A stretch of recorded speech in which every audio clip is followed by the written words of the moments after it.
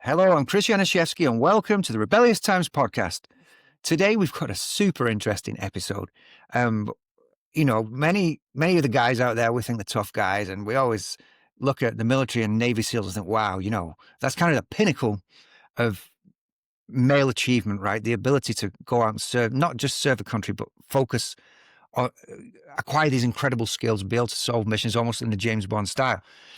So we've got Sam Alaimo, co-founder of ZeroEyes, on the call today. He is an ex-Navy SEAL. He's got a fantastic story, and he's got a solution that is solving really a problem that is close to the heart of all parents in the US. So Sam, thank you so much for joining today. It's a pleasure. Thank you for having me. You're very welcome, and I hope you're happy with the intro I gave there. So where do we start? I always like to start with the founder story, right? And you've got a very unique story that, it is super interesting. So you were a Navy SEAL. Let's start with that. How did you get into the program? What made you want to do it? What motivated you, and kind of what was that like? I wanted to do it since I was 14. That was my dream. So that was what I kind of built myself up for physically and mentally. And when I was 18, thinking about, enlisting, my mom wanted me to give college a serious shot. So I did college for about 3 months, promptly quit, and enlisted in the Navy. She fully backed me after that decision. At the time, there was something called a SEAL Challenge contract. So I had the opportunity to go straight from boot camp to BUDS, basic underwater demolition SEAL training. That's the selection process. And that's what I did. So I joined in 2007, went straight through training, and made it to the teams, and the rest was history. Fantastic. And what was your focus? I know when we spoke prior to this call, you gave me a little insight into kind of how Navy SEALs are divided up into different focus areas. What was your focus, your role? You generally have at least one focus. So I had a few of them. One, I was a sniper. Two, I was something called a JTAC, Joint Terminal Attack Controller. So think about the guy with multiple radios talking to a bunch of aircraft overhead, maybe a couple satellites, and you're communicating with command centers and pilots to drop bombs on and shoot guns at targets you designate on the ground. And I was also a team leader. So my last tour was as a sniper team leader. So a very small team doing missions that I still dream about today. Just the kind of stuff, if you're a kid, you daydream about. Wow. I do want to park on this for a little bit and then kind of enjoy this conversation. So from a sniper perspective, you see the movies, right? And you see, the sniper has got to get in position. Sometimes you've got to stay there for a long time. You've got to try and get the target. And often you're in kind of very dangerous places. Like, how does it typically play out, like a real mission? And where were you doing these types of missions? Yeah, a lot of different methods and areas depending on the terrain and the enemy. So I was doing it mostly in the tribal lands of Afghanistan. So extremely steep, rocky mountains, beautiful, lush, green, flowing river valleys at the bottom, and all the villages are aligned there. And a typical mission would be myself and 3 others. So pretty much heavy guys with big, heavy machine guns to cover me in case anything goes south, because 4 guys, it's not a fair fight if you get caught by 50.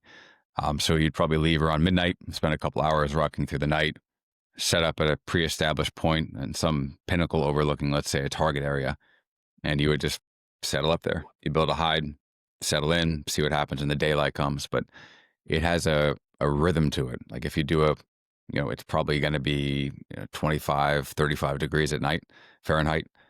So it's cold, but you're sweating because you're chugging along, carrying 80 pounds of gear.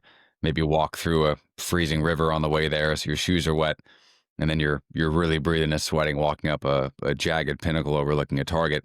And then you have to stop in the freezing cold. And then you get brutally cold and you're shaking and you're jackhammering. You're just waiting for the sun to come up, and you just sit there and it slowly inches its way to you. And then it's a desert. So once the sun is out, it's hot and you start baking in the sun. You're just trying to get it moving again, where the bad guys are going to come out, or they're not going to come out. So it had a pretty ancient rhythm to it. It was almost like ancient warfare. I got to play a part of that. And the land made it easier too, because there is no electricity there. There's no plumbing. There's no paved roads. You rarely ever see a motor vehicle. It hadn't changed much since Alexander the Great walked through the river valley. So I felt like I was partaking in a bit of history there. Wow. Well, I have no idea what would make somebody want to do that, but you wanted to do that. How often would you actually see the target or get to take the shot? Like percentage of time? Um, we were in engagements with the enemy on average every other day. So it was an extremely kinetic area. We were inserted into Taliban-controlled territory with the intent to create what's called a white space. So you want to take a space, make it white, which means it's friendly, you control it, and then expand that out from the village you happen to be in. And it was just every single day trying to fight and expand that white space. This is just incredible. I'm interested to get your perspective on this. When I fly, I only have a few movies I ever watch. Generally at home, I only watch kind of gangster movies like Goodfellas and Casino. I'm very, very predictable. When I fly, I often watch Lone Survivor. I thought it was such an incredible, intense movie. How well does that kind of reflect the experience over there of operating in those hills in Afghanistan? The hill portion was accurate. I think any movie has to be Hollywoodized to a certain degree, but the hill portions were accurate. I'm probably uncommon in this regard, but I argue the best SEAL movie ever made was Tears of the Sun, Antoine Fuqua. So I think it was like 2000, 2001 it was made. So that was before the global war on terror, and they still had like their jungle fatigues on, but just tactically, they captured the tactics, but also a bit of the soul of the SEAL teams there, given how like the mission went and how they adapted. Still my favorite SEAL movie of all time. But yeah, the Lone Survivor was pretty accurate in terms of terrain, personalities, but there was a little bit of Hollywood in there. Yeah. Okay, as expected. So yeah, tell me, before we get on to kind of your work and your life beyond Navy SEALs, what is it that makes a Navy SEAL tick? What is it that makes you tick to go and take these risks and do something that somebody kind of just like me, just sits behind a desk, doesn't really want to do? It feels good. Like I have no other way to put it than that. It is a desire to. I can only speak for myself and some of the guys I had the pleasure to work with, but there was this almost like addiction to seeing just how hard and how far they could go physically, psychologically, emotionally, and then to feel and see everything in the worst position possible. It was a craving. You're chasing the mission, basically, is what that is. And that has a lot of upsides. You live as if you're on the most healthiest form of crack cocaine you could imagine at all times. It feels good. The downside is that you're constantly chasing the fight. So you have this balance. You have a good demon and a bad demon. How do you balance that thing? And I think a lot of the problems that guys develop when they get out is how do you still feel like you're in the fight? How do you still feel like you're moving forward with a good team and a good mission, but without the war? Because the war makes that crystal clear for you. You're in a situation, life or death. You either put up and put out hard, or you go away very quick. In the outside of a war environment, it's possible to drift. And I think a lot of people are at war with that drift. What do you do now? How do you find satisfaction? How do you find, above all, purpose again? And contrasting those radically two different worlds, a mission in a river valley in war versus, to your example, kind of at a desk, at a job that is very different from that and not necessarily what we wanted to do when you grow up. It's a difficult thing. Yeah. Transition to we're still in a war. It's kind of just a slow burn kind of war, right? Where you can drift, but you've got to, we are under attack from all, it feels like we're under attack from all directions, especially right now. But let's not get into that too much. Let's talk about your transition out. So from having that kind of intense kind of rush, that buzz, that feeling of have to perform every day, you transitioned into private equity. That was your first step, right? Tell me a little bit about that and kind of how you felt as you moved into that. Yeah, I think a lot of guys I know, I went out, got my master's from Columbia, and I'm like, all right, what's the thing I could do in the business world that's the most high speed, the most elevated, elite, and driven and successful financially? And that was private equity. So I went into that. I went into it hard, and it was a brutal wake up to reality. It was not what I thought it was going to be. It was, the mission is about, incremental gains and EBITDA margin. It's about taking a company that might have a cultural problem, a financial problem, an operational problem, and then giving it moderate improvement with the intent to sell it off again. And one, I missed my brothers. I missed the team. And two, I missed like the nobility of purpose. And I did not get those two things there. And that was a really good lesson in life for me. It was a really good lesson in life for me because I realized how extraordinary what it was that I had. And now it was going to be my mission in life to get that back at all costs, to see if I could recreate the best aspects I had in the teams and in combat, but outside the teams and outside of combat. And it's been a fight ever since then. I see. I see. How long did you stay working in private equity before you realized it wasn't for you? 3 years. Only made it 3 years. Okay. Oh, so that's good enough to at least give it a proper test, right? 100%. And so now here we are. You're a co-founder of ZeroEyes, and you co-founded it with brothers from your team, right? Tell me a little bit about the decision around getting started there and kind of how that got kicked off. Yeah, we met. So all the co-founders met, except for one, in the teams in 2009. We were actually all in the same troop together. We did a couple tours together, all got out. I went to Columbia, some went to Wharton. One of them was a contractor on a ship in the Arabian Gulf with a rifle waiting for pirates. Like, we all went our different ways, and we all commiserated, hey, how do we get a good fight again and work together in any capacity? And in 2018, our now CEO, Mike Laif, was picking his daughter up from school after the Parkland shooting. And there was a kind of a flurry after that of preparing students for mass shooting situations. And his daughter had just done a mass shooter training situation, was super flustered about it. She couldn't conceptualize why she was preparing for someone to come into her school with the intent to harm children. So Mike asked the school, what are you doing with your security cameras? I already see them. You have them in the cafeteria. You have them in the parking lot. You have them in the hallways. What are you doing with them? And the answer was nothing, that they would be used after the fact, forensically, if there were a shooting, to go back in time and see what can we learn from it. And that was where Mike got the question, how do we take this archaic security technology, the security camera, and make it left to bang? Make it so that before a gun is fired, an alert can be sent from that camera to our operating center, verified by humans, and then dispatched to local law enforcement in the school to enact security protocols. And that was the idea in 2018. So we all quit our jobs on a belief. It took way longer to get a minimum viable product than we thought.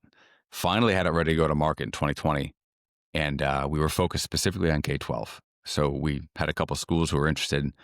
COVID-19 happened, and the decision was made to do a lockdown of all schools. So that effectively put an end to education and mass shootings. We moved off from that to Department of Defense and commercial. And that was a good move. We scaled throughout COVID. And then when 2021 happened, schools came back, mass shootings came back. So we went back to our core, K-12, and decided that we were going to stick with all the verticals, because what made us good at identifying a pistol on a military base, or an assault rifle on a subway platform, or a shotgun near a church would make us even better at picking up a rifle in a hallway or a parking lot or a loading dock of a school. It was more diversified. It was more powerful. So we came back to K-12, and we started getting traction through K-12 higher education. So today we're in about 46 states, many K-12 clients, higher education clients, almost every commercial vertical you can think of, DOD and Fed. So we're all over the map right now. Love it. Fantastic. I mean, when we spoke initially and you told me what ZeroEyes does, I'm a parent. I've got young children, and I'm from the UK. And in the UK, we don't really have guns except to shoot pheasants. Not many people have those. Right? So me moving to the US and, people having guns, and especially in Texas, where it's kind of a way of life, it's kind of open carry, and it's an adjustment, right? And it's all of a sudden it's a concern that maybe I wouldn't have had when I was in the UK. And so when my son comes home and tells me, yeah, we did this lesson today on lockdowns and what to do in this situation, I'm thinking, wow, what must go through his head to even have to be concerned about that at his young age? And so every parent has this fear, the Parkland shooting, and it almost seems like there's one every few months. You think, okay, what would happen? What would happen if it came on the news that the school that your child is at is under lockdown? There's police there. There's an active shooter. Like it makes your blood run cold thinking about it. So the opportunity to kind of speed up any response from the police, I just think is incredible. So kind of hats off to you for doing that and putting it together, and hopefully we can get it in more schools. I'd love to learn a little bit more about how it actually works. Obviously, we're in these times where AI is kind of AI and technology in general, kind of making it easier to surveil, to provide instant data on what people are doing at any moment in time, whether it be through your social media, or through your finances, or cameras in the streets. In London, they've got facial recognition cameras now, and there's a concern with the general public that, hey, okay, I understand, we want to be secure, but I don't necessarily want somebody, sat in some command center watching everything I do, knowing everything about me, knowing how I walk and, what I buy. Everybody's getting a little bit concerned that, hey, I still want to have some privacy. How does ZeroEyes work in terms of what sort of data does it capture? How does it handle it? How can people have a level of comfort that it's, focused on a specific task? Yeah, it's a good question. It's a question we asked ourselves when we founded. How do we not become the sort of thing we don't want to see in America? So we built the company specifically to identify guns, and right now that's all we do. The goal is not to identify faces. It was not to store biometric data. It was not to store anyone's name, their location, their patterns. We don't even do movement patterns. We're patriots. Like, the goal is to keep people safe from gun violence, not to invade privacy. So we actually built the company around what we call a ZOC, a ZOC, a Zero Eyes Operations Center, modeled after what we had in the talk called a Tactical Operations Center. And in, like, backing up a little bit, when we found that, we said, what's the best way to gain the data from the camera saying, I think it's a gun, filter it, and then dispatch it? Do we want to outsource that to existing monitoring centers? When we did our homework, we visited like a dozen monitoring centers. We found that it wasn't typically the highest caliber person who was doing the monitoring. It was typically like a last resort job that a lot of people didn't want to do. They were looking at puddles for insurance slippage claims. They were looking at back parking lots of used car dealerships. That was not the kind of response we needed if we wanted to tell someone, hey, there's an AK-47 outside your side door, do something about it. We wanted to own that. So we built the ZOC. It's staffed 100% by either military and or law enforcement personnel. They're super calm under pressure. They're very good at identifying guns. And that room is kind of a low-lit command center, something like you see out of a movie. It looks awesome. And every single screen is blank. It says none. The screen stays blank because we don't stream live video feed. We don't want to see people walking around a classroom or a hospital room or a synagogue or a church or a mosque. We just want to know when there's a gun. So our algorithm will say, hey, I think it's a gun. A still frame image pops up on that screen. Our human in the loop, who is trained to do nothing in the world but identify guns, will decide, is it a gun? If yes, I hit dispatch. If no, I don't dispatch it. We don't want to dispatch a false positive. When we dispatch it, the moment we click that button, we're automatically synced with the local 911. So we're talking to a 911 dispatcher. We're passing information, an image of the shooter, the exact location of the shooter, and of course, you know what the shooter looks like and what sort of weapon system the shooter has. So with that information, law enforcement can now do what they do best. Number one is stop the killing, as they say, and two is stop the dying. So they want to stop the mass shooter. And then number two, they want to render aid to anybody who may have been struck during that engagement instead of allowing them to bleed out. And this is relevant because when you look at a typical mass shooting situation, law enforcement gets inundated with 100+ calls of conflicting, contradictory information. One shooter, two shooters, three shooters, handgun, rifle, machine gun, and especially the location. It gets difficult. So now law enforcement has to show up, and then they have to hold. They have to wait until they get the right information to be able to act. And if you think about like a school campus with 5 acres or 50 acres, if you say there's a shooting at school X, they're going to give the address of school X. Law enforcement shows up to the front door of X. You're talking multiple acres. What we do is we cut through that noise so that we literally drop a pin, latitude and longitude, with an image on a map. So law enforcement could literally drive past the front door all the way to the back furthest acre, the furthest door, the furthest building, and then stop the killing, address the shooter, and then we provide a breadcrumb trail where that gun was seen before so they could follow it back and render first aid. So we just try to be a pure situational awareness tool without invading privacy. And you talk about Texas, like, we're also gun owners, all of us. We don't want to take anybody's guns. That's not the intent here, and that never has been. We're a nonpartisan company. And I would just say that everybody can agree. We deal a lot with the government too, Democrat and Republican. Everybody agrees at the end of the day that you should know if there's an AR-15 pulled out of a duffel bag outside of an elementary school. And we've gotten those detections, and everybody, no matter your political belief, no matter your ideology, is happy to learn about that. That's the crucial point about privacy and security. Love it. Incredible. I'm interested to know a little bit about certain edge cases that spring to mind, especially being in Texas, where you could have, a good old boy with his gun on his belt and he forgot to give his kid his lunchbox, so he's gone back into school at 10 a.m. and he's, obviously you can see his gun that's holstered at the side.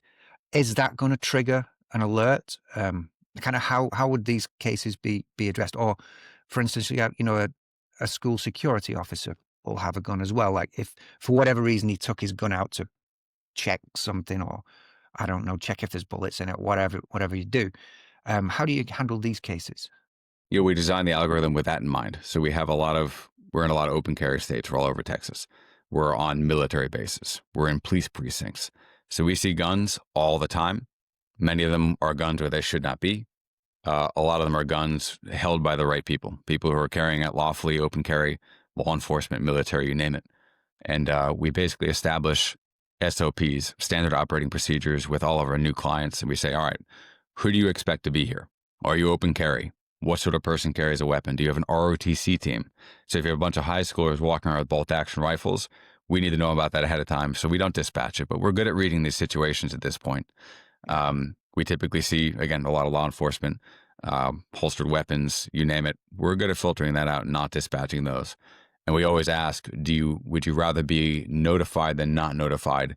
If we see what appears to be a calm situation with someone with a holstered pistol, we completely leave it up to the client. And to date, we've never had a problem with it. We've seen a lot of this. Love it. So you've covered a lot of these edge cases. Yeah. I wanted to ask you a little bit about your go-to-market strategy. We've got a kind of a point in our talking points here about building trust in a silent market. Maybe you could explain some of the unique challenges around going to market. I like the way you phrase that. That's good. Silent market. It is. We have a built-in marketing conundrum. So we're the best kept secret. A lot of people don't know we exist. One of the best ways you grow is through news coverage. News coverage in order to say, hey, this is ZeroEyes. I've seen what they could do. They typically want to get a detection image and then verify that detection image with one of our clients who says, yep, that was ZeroEyes. They did a good job. The problem is that when we pick up, let's say an example that happened in Texas, we detected an AK-47 pulled out of a duffel bag outside of an elementary school, and 3 individuals who were adults were trying to get into that elementary school. We dispatched it. We had them apprehended.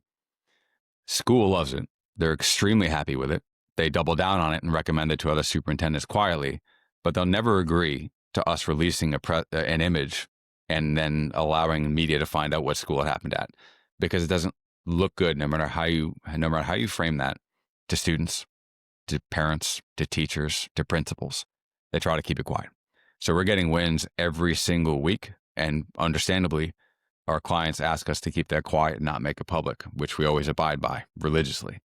It just makes it difficult for us to get the word out there that this thing works. So that is a great way to frame a silent market. Silent market, fantastic! Wow, that's really interesting. Yeah, you imagine that you solve you capture somebody that pulls an AK-47 out of a duffel bag. I mean, even that makes my blood run cold. Right? Well, why would they be doing that? Yeah. So you're potentially saving lives, right, on the spot. But the school doesn't necessarily want to go and publicize, hey, we have shooters come to the school, because then parents might think there's something specific about this school that makes shooters want to go there. They see some, easy target or what have you. So yeah, interesting that you have to navigate that. So how does this compare to your life as a Navy SEAL? Obviously, you're back with your boys, you're back with your team. Is it kind of giving you what you need out of life to feel that buzz again and to feel like you've got purpose of mission? Yeah, it's a totally different feeling. It's a different feeling, but yes, to answer both the questions, we get to work together and we try to build the company around that culture. So we have about 220 full-time employees right now. Over 70% are military or law enforcement. So we have a super strong culture there that is uncommon, I've seen in the corporate world, even in the startup world. We tried to merge the best of the culture of a SEAL platoon with the culture of a VC-backed company that's hyper growth focused, hyper high impact focused. And we've done well, even with 220 employees, because we made sure that the lower and mid-level and the senior level leadership is fully on board with that culture, their cultural fits. And because you have that, you have people who are more collaborative than competitive within the company, but extremely competitive outside the company.